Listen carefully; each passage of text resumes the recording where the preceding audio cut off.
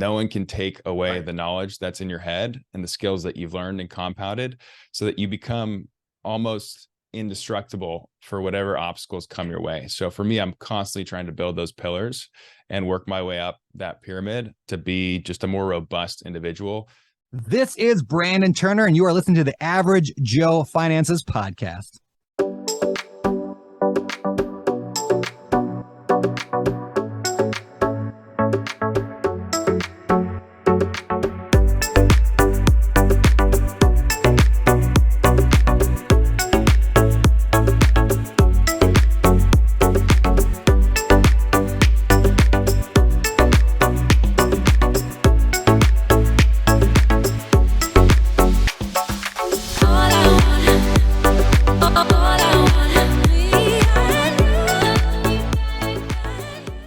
Watching this on YouTube, make sure you smash the like and subscribe buttons.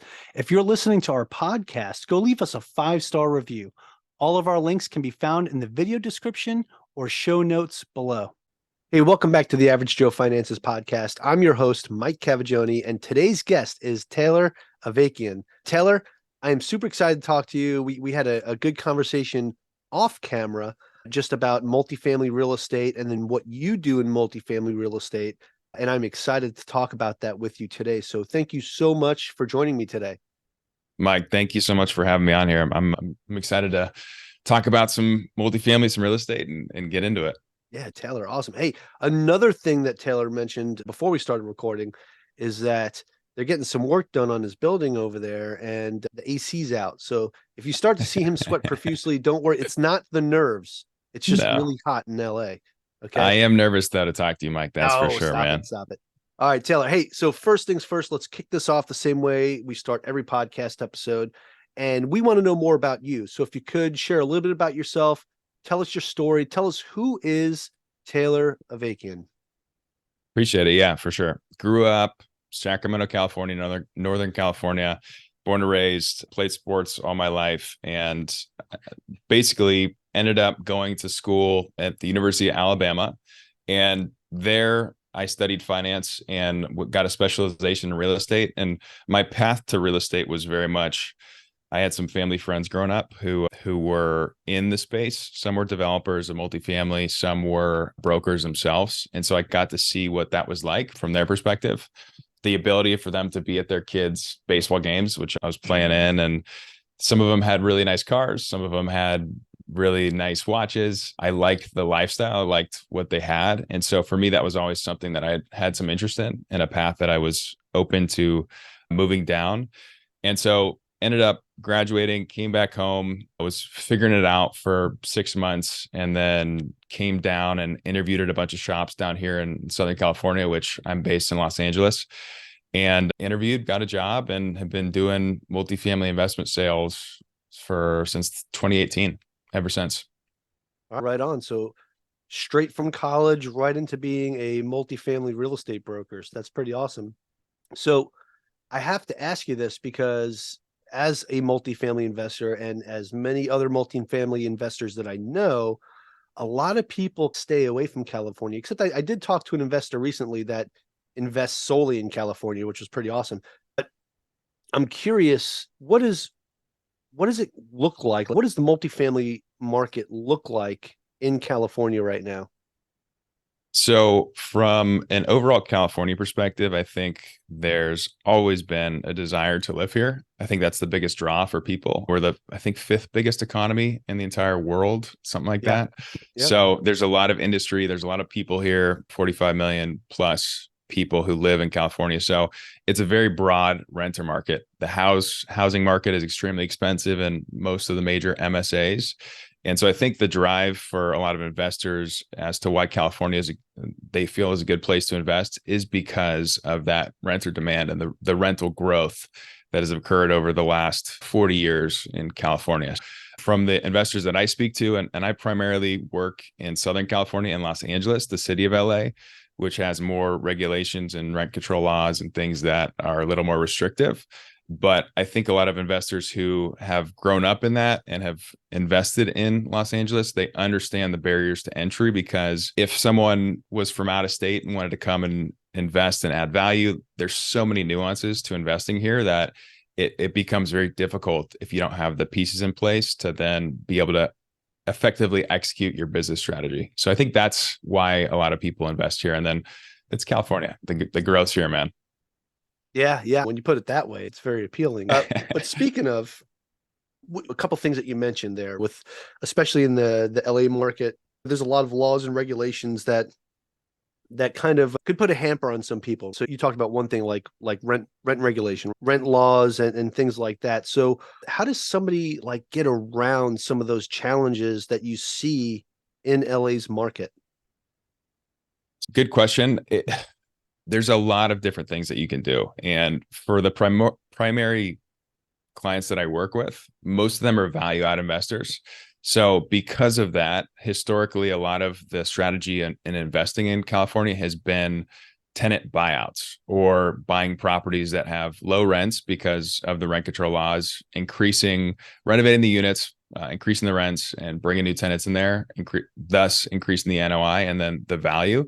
But with the rent control, sometimes you'll have tenants who've been in the units for 10, 20, 30, 40 years, right? And so in those situations, historically, what people have done is tenant buyout agreements, which is basically there's a certain amount of money that you can pay to have a tenant leave that unit, mutually executed, and then they leave, and then you go and renovate and juice the rents.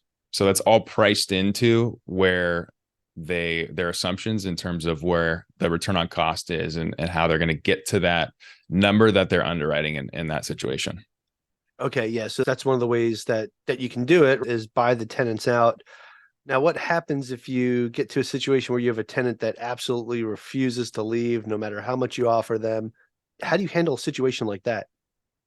It's hard. It's very difficult. And a lot of times I've had clients who've bought buildings with the assumption that they'd be able to get a tenant out. And for whatever reason, the tenant was not willing to leave. And it does mess up the business plan. And there's some things that you can't do anything about it. If they're not willing to leave, they're not willing to take any money, then you can't do anything. So I think that's part of the risk associated with it. And there's some things that investors will do on the front end, which some are very risky. Some are depending on the seller, if they're willing to let the buyer negotiate before closing escrow, which can bite the seller in the ass, pardon my French. And so it's a nuance, right? It's the barriers to entry. It's knowing how much you can pay, what the renovation costs are going to be, if the tenant profile fits someone who would accept a buyout, what location it's in, how much under market the rents are. So it's like it's just art and a science all in one. But these guys and gals who've been syndicating and value add investing, and those who are long-term holders too, they know the strategy that fits them, and they tend to stick with that strategy and buy buildings that fit that strategy. Yeah, especially if they're buying in LA, they have to know what the proper strategy is for that market. Otherwise, if you're going in there pretty green, it might not work out well for you if you don't know. Yeah, and that's one of the reasons why it's important to know about your specific market that you're investing in. I feel like if people understood, or actually there are people that understand this, because there are people that invest in California and in LA. So for the folks that actually do understand what LA's laws are and what their regulations are, it's almost a gold mine for them, because you don't have to worry about too many out-of-state investors coming in because they want to stay away from California, because a lot of those laws and regulations scare them. But we all know when it comes to real estate investors, the ones that are the most creative and figure out ways around certain things are the ones that will go out and absolutely crush things. I'm sure that there's a whole market there for people to thrive, and they already are there and thriving. Now, what about looking at LA's market right now, right? Do you see like a big difference? Because you said you started this in 2018, right? Do you see a big difference from when you first started in 2018 to COVID and now to this quote unquote post-COVID era? What kind of shifts have you seen in the market there, especially with how strict California was, right, when it came to COVID regulations? So what are some of the big differences that you see from the time you started in 2018 to now in 2023? Yeah, absolutely. So we're in October of 2023, and since March of 2020, in the city of Los Angeles, owners of rent control apartments built before 1978 have not been allowed to increase their rents. And it's October of 2023. That has been a big change and a big effect on the overall market itself. I think that restriction has been super tough for a lot of landlords, mom and pop, and institutional, because expenses, as we know, inflation, all this stuff, those keep going up. And if you can't combat that with increasing the rents, and if a tenant doesn't leave, then what are you going to be able to do? Your NOI keeps coming down.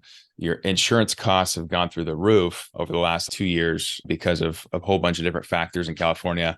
Insurance companies are pulling out. So it's just become, there's more hoops to jump through. There's more hurdles that you have to get through, I think, than previously. And it seems like with what's happening moving forward with the regulations, it's only going to get tougher.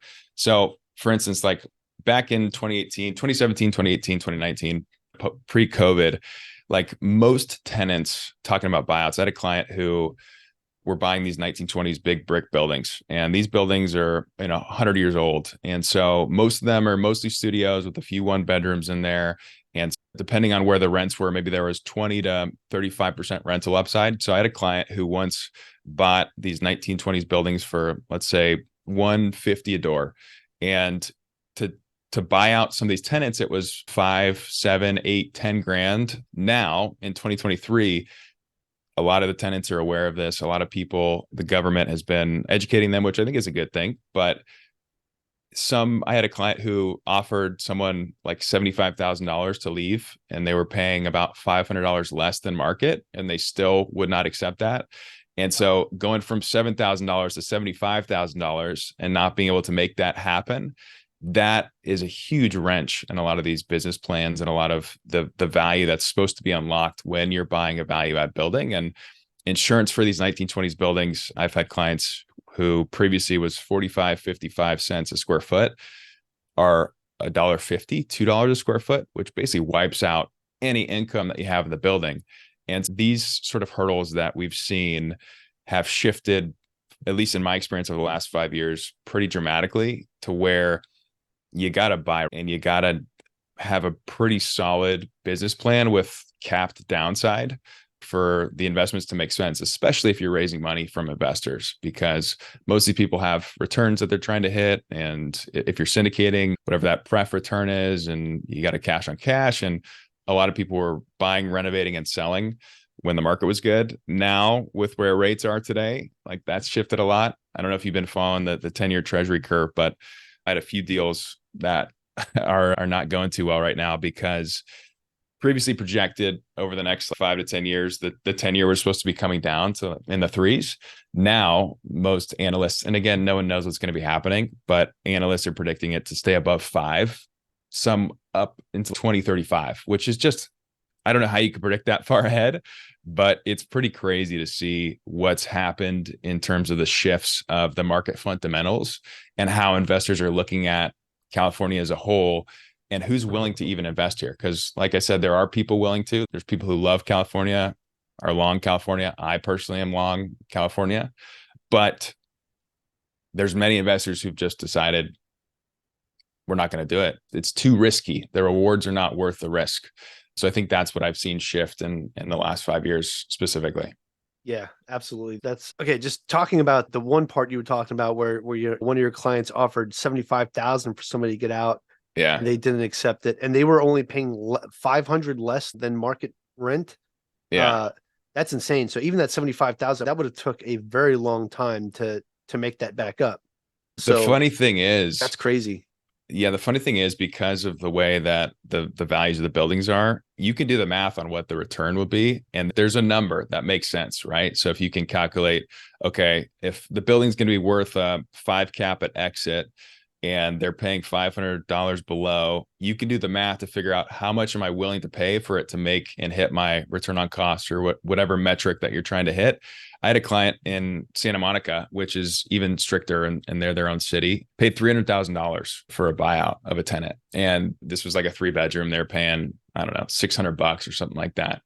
and it should be renting for $5,000 or $6,000. So those are the situations where if the delta is big enough, the math makes sense, even to pay someone $300,000.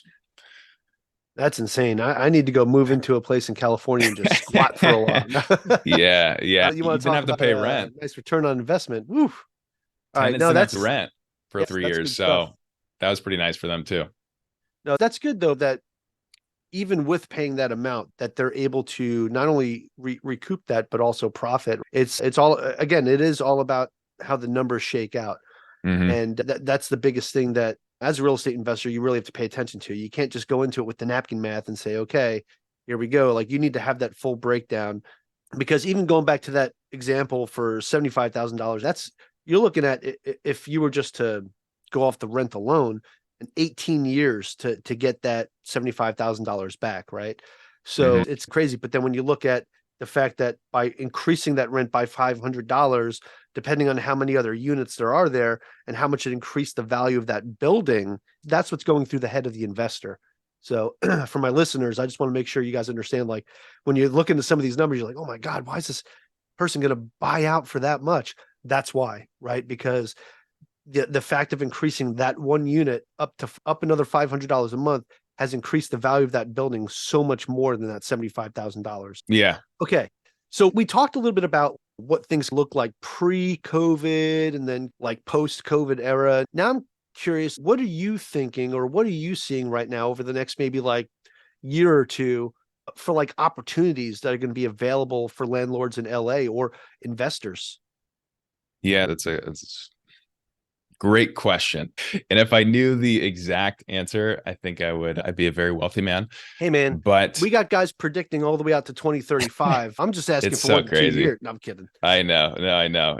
That's honestly blows my mind. I'm like, because I just a side note, when you go back and look at what people predict, very rarely is anyone accurate. If you go back and see what people said 2 years ago, they were completely off. So I don't think anyone knows what's going to happen. I thought I saw a crystal ball in the background there, but it's just it's a die, so it's a 6-sided die. You could just roll the die, and that'll probably be a good sufficient answer. Estimate of what's going to be happening. Yeah, for sure. In terms of opportunities in Los Angeles, I think right now I've seen prices come to a place where I didn't think they would be in terms of just the pricing of buildings, not necessarily on a yield perspective, but more on a basis. So price per unit, price per square foot, where like some of these prices are, 07, 08, 09, 10, 11 pricing that was, and that time the market was crazy, right? This is not, it doesn't feel like it's that.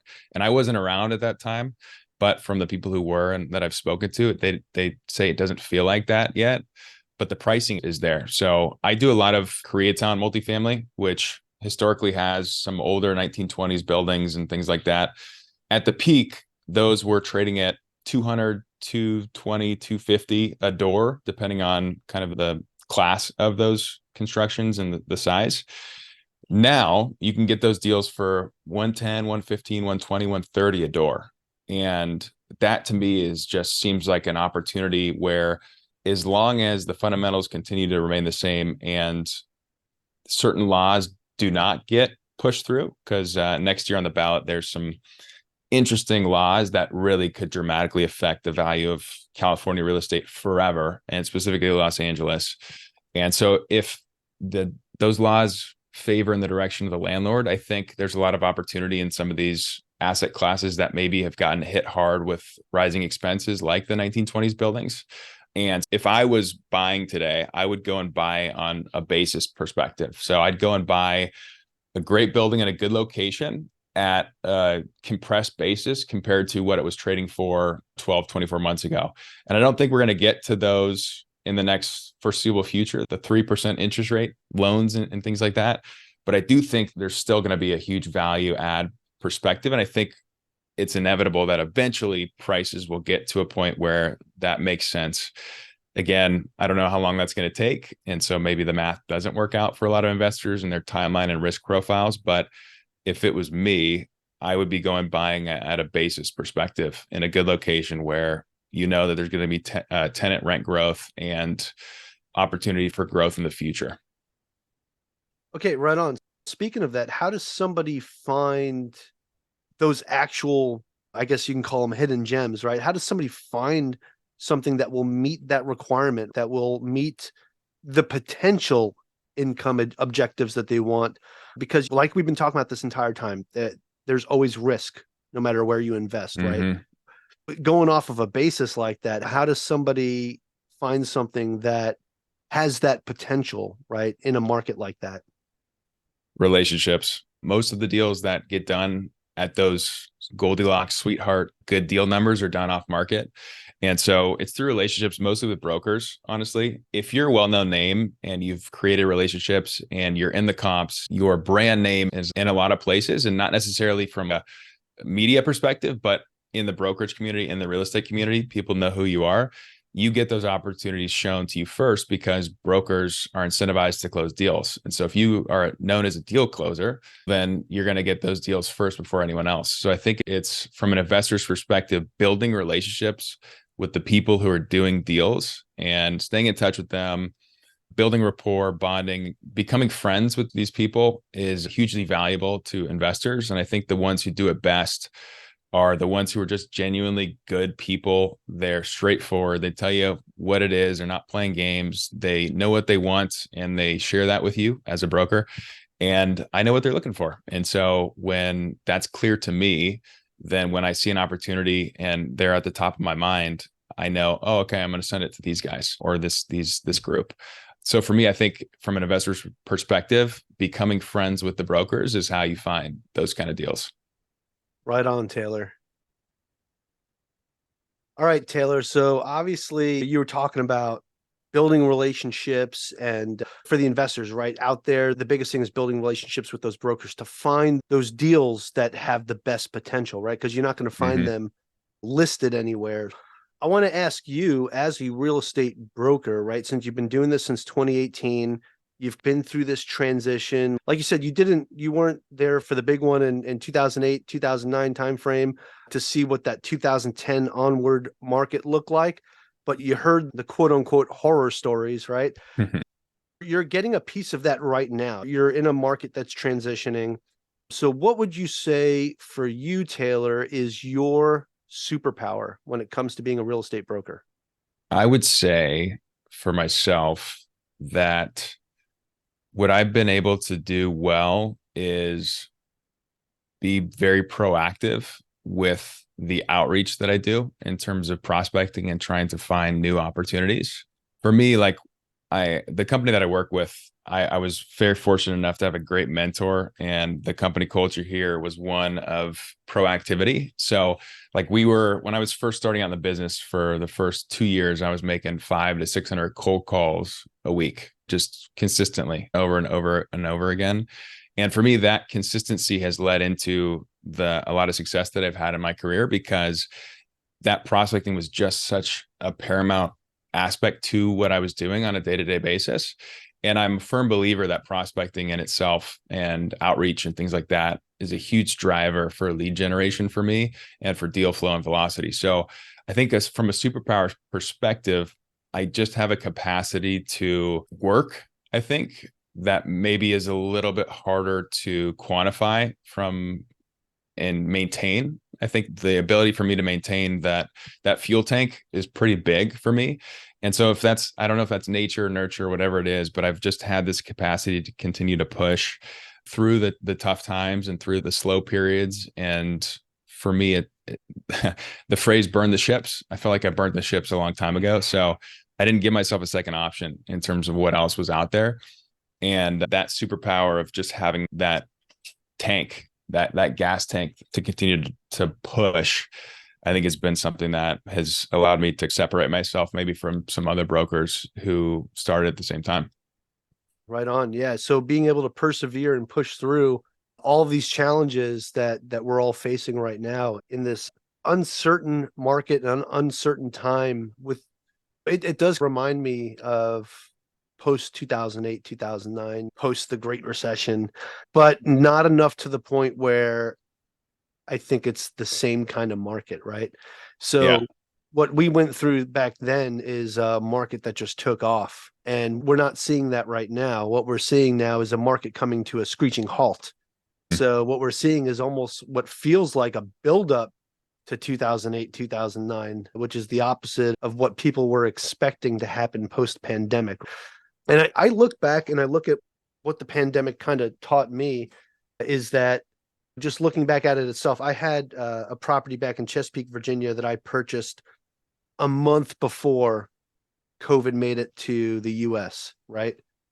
And everybody was thinking, oh my goodness, what's going to happen? What's going to happen? I had a tenant that lost their job. They couldn't pay their rent. And that was a challenge I had to deal with, but I wound up finding a program for them and they back paid the rent that he owed me and all the late fees and everything. It was great. Right. And a lot of people were looking at the pandemic as, oh my goodness, this is going to be just like 2008, 2009, and the market's going to crash because of this pandemic and this and that. And it did the absolute opposite, right? Rents were going up, property values started skyrocketing out of nowhere. I only owned that property for a year and I sold it for a pretty nice profit that I took that profit and put it into multifamily, right? So it's pretty interesting how you can make these projections and predictions all you want, but reality, when reality sets in, you're okay, here's what we were right about, here's what we were wrong about. So it is good to make educated guesses and make educated projections, but you have to be prepared for anything to happen. And that's why I think it's so important for investors to have all of those tools in their tool belts. And one of those tools being having the right broker, right? Having the right person in your back pocket, having that relationship built, because when all these other deals are out there that aren't going to meet their numbers, and then that broker that you have in your pocket finds that pocket listing, finds that one gem, that diamond in the rough, and they call you up because you built that relationship, you built that really good rapport with them. You're the one who gets that phone call, you're the one who gets the deal. There are still opportunities out there, now, albeit it might not be as many as there were in 2021, but there's still plenty of deals to be had. And I bring this up because I feel like a lot of folks they just look at the interest rates and they automatically get turned off. I am a residential real estate agent right out here in Hawaii. And it's one of the things I see all the time too, is a lot of people that are just coming out to look, but they're not willing to commit because of the interest rates. And the thing is, a lot of people here are selling their homes with assumption. Like you can assume they're doing loan assumptions, right? So you can assume and get that 3.5% interest rate loan. You just have to put a significant down payment on to cover the rest of what the value of that property is. So there are different ways to get around it. And I know a lot of multifamily deals right now are selling with interest rate assumptions as well. And that's another opportunity. And then there's so many other things you could do, seller financing some of the debt. So there are different ways and different strategies to make it work. With that being said, Taylor, for the folks that are landlords in LA and they're looking at growing their growth and profitability for the future, and maybe they're not able to find those deals right now, they're going to be coming eventually, right? Because there's going to be a point where it gets a breaking point and we're either going to see a crash or we're going to see it start to gradually start coming down, which is what we're seeing out here in the market in Hawaii. And each market is different, right? So what do you think landlords specifically in your market should be directing like their financial investments for that long-term growth and profitability? I don't know in terms of what to do from a financial investment perspective, but I think this is just a universal truth that I think would be good for investors, brokers, anyone who's in the real estate business. Control the controllables. Control what you can actually effectively do. And so from an investor's perspective, whether that's going out and actively meeting brokers, picking up the phone, calling them, grabbing coffee, grabbing dinner, lunch, you can control that, right? You can control the outreach of that. You can't control who's going to say yes, but you can control the outreach of actually going and doing that. And you can control setting up yourself for when the time's right, whether that's starting to put money aside for when the investment comes. You can control putting I'm going to invest $500 in this fund every month, and it's going to go in there. And when I'm ready, I can use that to go and buy. You can actually be the one who's making that decision. So I think from that perspective, figuring out what of the decisions that helps you through that process and writing them down and saying, okay, can I control this? Can I effectively move this in the direction that I want to? Or can I prepare for something when the time's right? And whether that's the relationships through the bank, getting your finances in order, getting your proof of funds, your schedule of real estate, all the documentation that is typically used to streamline a deal, controlling that on the front end so that when the time is right, you can quickly and with speed act and move and go towards that opportunity that is in front of you at that time. Absolutely. I love that answer. A very stoic answer, right? Because you're talking about the things that you can control, right? That's what you should focus on. Things you can't control, you just got to let that stuff go and focus on the things that you can control and change. So I absolutely love that answer. I've been like really listening to a lot of videos on stoicism and things like that. Yeah. So it's like that kind of just pulled my attention right there as soon as you said that. Marcus Aurelius, man. Exactly. That's exactly who I was thinking of when you said that. Yeah. Because he's the one that said that. Focus on the things that you can control and not the things that you can't control. And I think, isn't he the one that also came up with the serenity prayer that like all of the different organizations use for, I guess, what is it? AA and stuff, like Alcoholics Anonymous and stuff, like to accept the things you cannot change and the wisdom to know the difference. I think he's actually the one that came up with that, because it was an audio book. I'm trying to remember which one it was that I was listening to, where it talked about that, and it talked about Marcus Aurelius, and it was talking about the different letters that he wrote. And that was one of the things that was in there was that prayer. So I thought I'm very much a lifelong learner. Human optimization.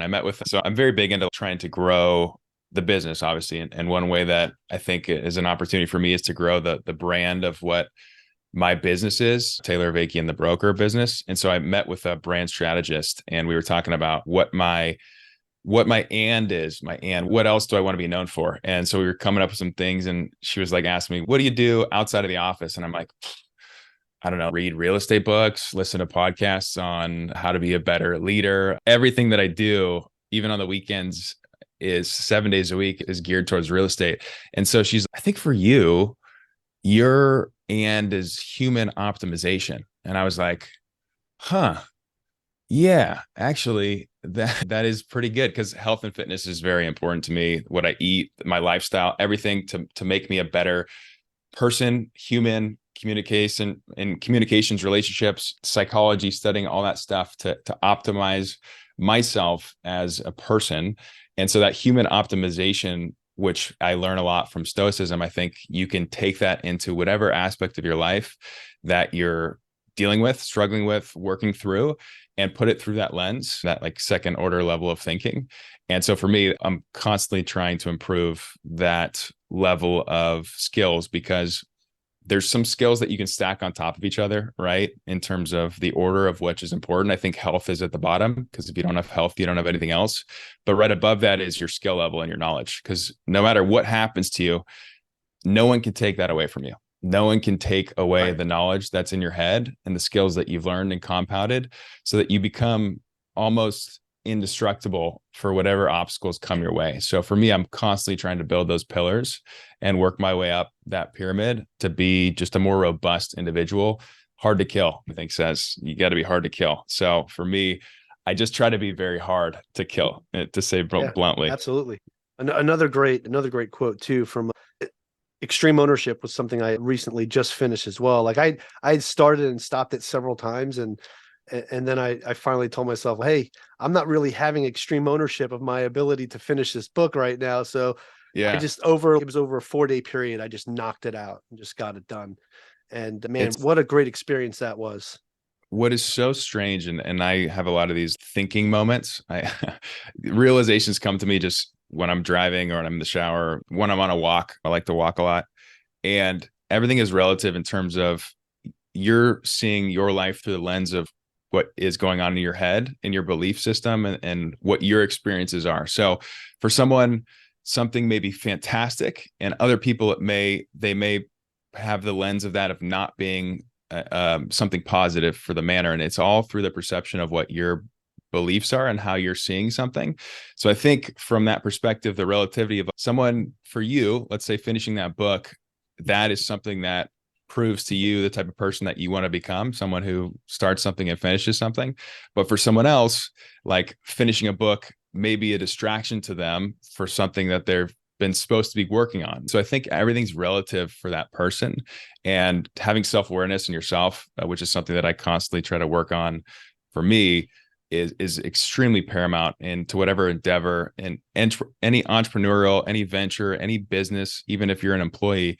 Understanding yourself and how you react and how you think and the belief systems that you have is paramount, for me at least, in my opinion, of becoming better, if that's something that you want to do. Yeah, no, that makes perfect sense, Taylor. That's awesome. Love it. Whether or not it's you're being a completionist or whether or not it's something that's you're using as a distraction from something else, understanding why you're doing something is more important than the action itself, I think. Mm-hmm. Yeah, that's awesome. So Taylor, that opened up a whole can of worms just because I said the S word with stoicism there, but I absolutely love having conversations like that. So I appreciate you sharing your side on that. So Yeah. with that being said, Taylor, I'd like to transition this into something that I call the final round. It's where I'm going to ask you the same 4 questions I ask everybody that comes on the show. It gives us a good idea of how you are under a little bit of pressure with some, I would say, semi-tough questions. Just it makes you really think about some of the challenges that you've had to face and deal with throughout your time, I guess really in adulthood for you there. So if you're ready to go, we'll get that party started. Let's hit it. All right, Taylor. So very first question of the final round is, what's the biggest mistake you've ever made when it comes to your finance or business life? Biggest mistake I've ever made, finance or business life. I think from a finance perspective, I don't know. I look at mistakes differently. So I'm gonna dodge the question a little bit, and then I'll answer it as well, just to give everyone a complete answer. But I think everything that I've done, I've been able to learn from and improve to where I am today. And I'm happy with where I'm at today and the path that I'm on. So I wouldn't say any one financial decision was something that negatively impacted me enough to really derail me from my goal and the mission that I have in terms of where I want to go. So I think the money that I've spent on courses, coaching, interviews, meeting people, client events, things like that, some of them haven't had a ROI per se on a monetary value, but in terms of the knowledge that I've learned, each of those has given me something that I didn't have before, which is the knowledge of that situation. And so for me, I've spent $25,000 before on meeting with people, and I don't think I've necessarily seen a return from clients or money or anything like that. But the knowledge that I learned in that situation, for me, truly has made me a better broker, individual, human. And so I look at it from a lens of what have I been able to take away from each of those financial decisions.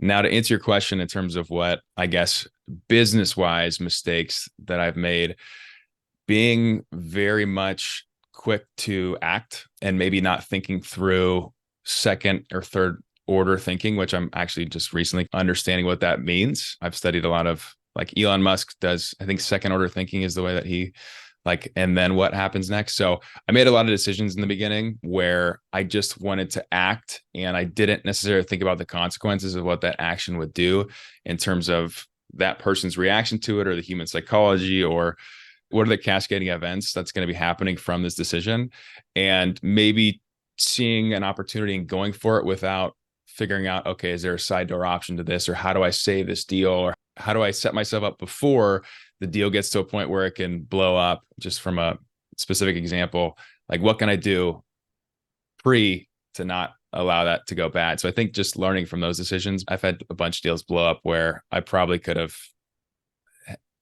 saved them if I was proactive in the beginning. Yes. And we'll get to that in a second too, but I feel with your mindset, you definitely have the right mindset when it comes to dealing with a mistake, or not so much a mistake, but you look at it as a learning experience. Everything that goes wrong is an opportunity to learn from. And you went to school at University of Alabama, you studied finance and real estate, got your degree, but you also continue to keep learning even after school, right? And now you pretty much have a PhD now in dealing with life itself, right? And dealing with the mistakes that you've made and learned from. The way that you look at things is definitely the right way to look at it. So speaking of that, this next question kind of ties into that.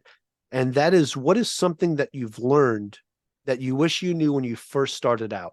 What is something that I wish I knew when I was first starting out? So understanding human psychology better. I would say understanding motivations has been a weaker point of my, like, it doesn't come natural to me to connect with people on more of I'm not like the people person. I'm pretty introverted by nature. And I'm not one to go and be the catalyst for creating stuff. And I think I've learned through just the opportunities that I've missed or the opportunities that I've made, where when I was that catalyst, when I was the one going in proactively trying to create something and put myself in a position to be successful, it tended to favor it. I created my own luck. If that, for a sentence, and now I don't know if that's an analogy, but whatever. I created my own luck. And I think I've learned that I got to put myself in more situations and put myself out of my comfort zone, because it may sound weird, but my comfort zone is behind a phone, making cold calls and calling people and trying to dig up deals. And for a lot of people, that's not the case, but for me, it just is. So I think putting myself in a position to go and out networking events, go do other things besides that comfort of being on a phone and cold calling someone. I've learned that there's a ton of value in being face to face and meeting with people and doing stuff that maybe doesn't come as natural to you, but was instrumental in growing whatever business line. And for me, specifically my brokerage business, doing those things that I know I should do, but are just slightly uncomfortable. Yeah, that's fantastic answer. And Taylor, not many people say that they like cold calling, so more power to you. I'm a on strange that. dude. I know I'm strange. Mike, I know I'm people, even people in the office, they're like, dude, what? I know that. And I embrace that. And I think But for me, it's effective. yeah, Like yeah, I was a Navy recruiter, and yeah, one of the things I hated doing the most was cold calling, but I actually set the most appointments that way. yeah. So yeah, I loved going out and just meeting people and doing it that way, but cold calling, that was the way to do it. So I'm very much an extrovert, maybe an introverted extrovert, because my energy gets zapped when I'm around people for too long, but I Mhm. love being around people. So I guess that's the right way to put it. I don't shy away from. I love going to networking events. I love going out and being face to face with people. I host my own out here in Hawaii. I've got one coming up this week that I'm really excited about. So yeah, I think it's important to know who you are Mhm. when, no matter what it is that you're going into, and the fact that you understand where your strengths and weaknesses are. Again, it's something that you can control now at this point. Once where you're at, you now gain control over that. And I think that's one of the important things for people to understand is gaining control over some things that you think you can't control when you really can control them. And again, this next question kind of ties into that. And Taylor, that is, do you have any tips or tricks that you would recommend to someone that is just getting started out today? Let's say somebody that's getting out into the real estate market, they want to get into multifamily, or from your perspective of somebody getting out as a broker, what would you say to them today? I would say stay organized from the beginning. A lot of times, at least I see when guys are starting out in this business and then maybe some new operators, right? You don't have a ton of stuff to manage. So maybe the organization front is not a priority. Set yourself up. And I'm not naturally, I would say, as OCD about certain organization things. Start fresh and start organized and stay consistent with keeping that organization like perfect, because the missed opportunities, when I look back, it's mostly from like you forget to follow up with someone, or they slip through the cracks because of something where you just weren't organized enough to know that. And having a schedule and sticking to it in terms of that organization and making sure it's down packed. I think starting out from the gate, just set yourself up for success with planning on, okay, if I'm going to do this for the next 50 years, what does that have to look like? And knowing that, okay, if I'm going to be doing this for a long time, I better set up my systems in the beginning to be solid. So for me, I think setting up your systems and the way that you stay organized with people and communication and all of that stuff, documents, whatever it is, be organized. Yeah, absolutely love that. Absolutely started off right at the beginning. I have experienced that pain myself with certain things, not like deciding to organize after it started becoming too much. Yeah. And it definitely makes the process a lot more painful, Taylor. So I really appreciate that answer. Trust me, Okay. I know. The final question of the final round is, and this is a opinion-based question, but do you have a favorite business, investing, or real estate related book or podcast or both? Yes. So I think there's a lot of correlations between CEOs and founders, entrepreneurs to real estate. So I listen to a lot of stuff like that. One book that I'm reading right now that just really love it's The Diary of a CEO, like 33 Laws to Success or something like that, by Stephen Bartlett. He was UK. He has a podcast called The Diary of a CEO. And there's so many things in that book that he uses actual science to prove some of his points that I think if someone can embody and really understand the lessons in that book and implement that and find ways to implement it in their business, so many things. Like, for example, he talks about sweating the small things. And for what that means to me is like, if you forget to brush your teeth for the day, like probably nothing would happen. If you were to forget to brush your teeth for a month, your breath would probably stink and it would just be a little bit uncomfortable. But if you forgot to brush your teeth for 5 years, your teeth would be falling out. And so the consistency in the moment of the small things of doing it every day, of brushing your teeth every day, like that compounds to a level that is, humans have a hard time envisioning what the eighth wonder of the world, as Warren Buffett says, of compounding actually looks like. So doing the small things every day, what he talks about in that book, I think was something that stuck out to me where I was like, yeah, there's certain things that I'm inconsistent with, and there's other things that I'm very consistent with. So figuring out where those holes are for me and how I can basically make the discipline equation become less. So it's easier for me to actually do those things. That for me was something that was stuck out to me and just something that I'm reading now. So really like that book. That's a good one. Podcast wise, Diary of a CEO, Founders Podcast by David Senra isn't necessarily real estate focused, but like some of the lessons from some of these really high performers is just incredible. And I love his storytelling abilities. That's a great podcast. There's our CEO, Kyle Matthews, has a podcast where he interviews a lot of real estate guys. And one thing about my CEO, and I'm just so fortunate to fall into this.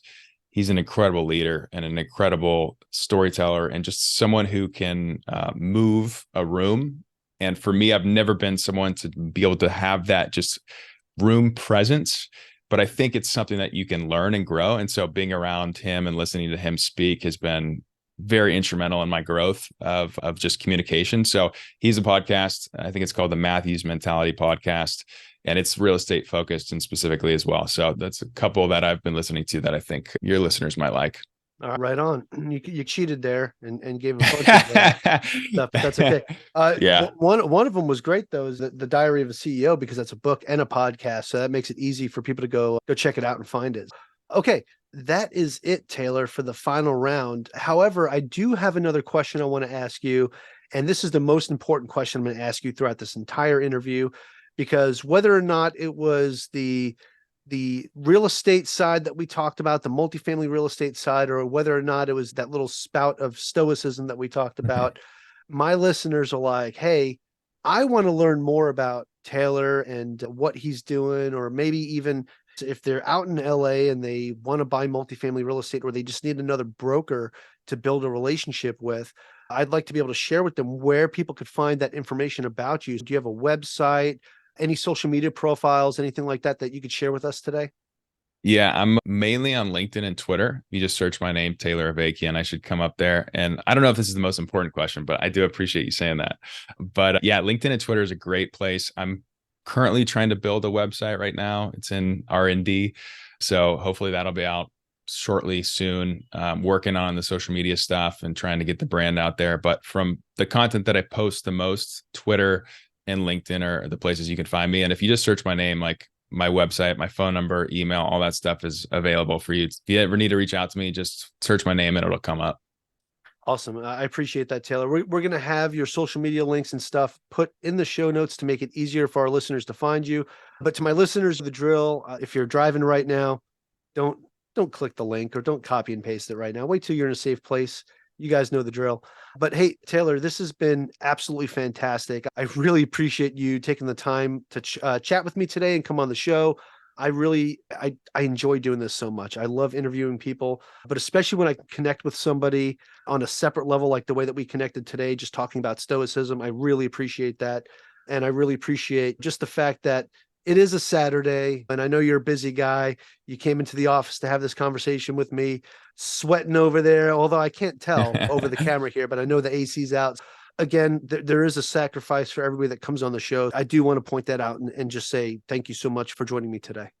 Mike, I'm very grateful for you having me on today, and I hope the listeners got a few nuggets that they can take away from this. And keep doing you, man. This is this podcast stuff is not easy. Continue to do this. You doing this for your listeners is extremely valuable, Mike, and I know it will not go unforeseen and ungiven. So thank you, man. Thank you for doing what you do.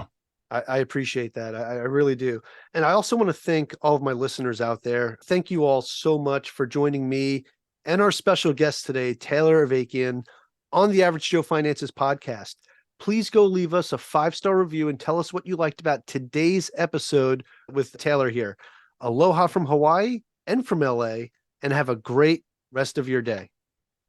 Thank you for making it to the end of this episode. Greatly appreciate you being here with me today on the Average Joe Finances podcast. If you haven't done so yet, make this the episode that you go leave us a 5-star rating or subscribe to our YouTube channel. The Average Joe Finances podcast is for informational and entertainment purposes only. Have an outstanding day.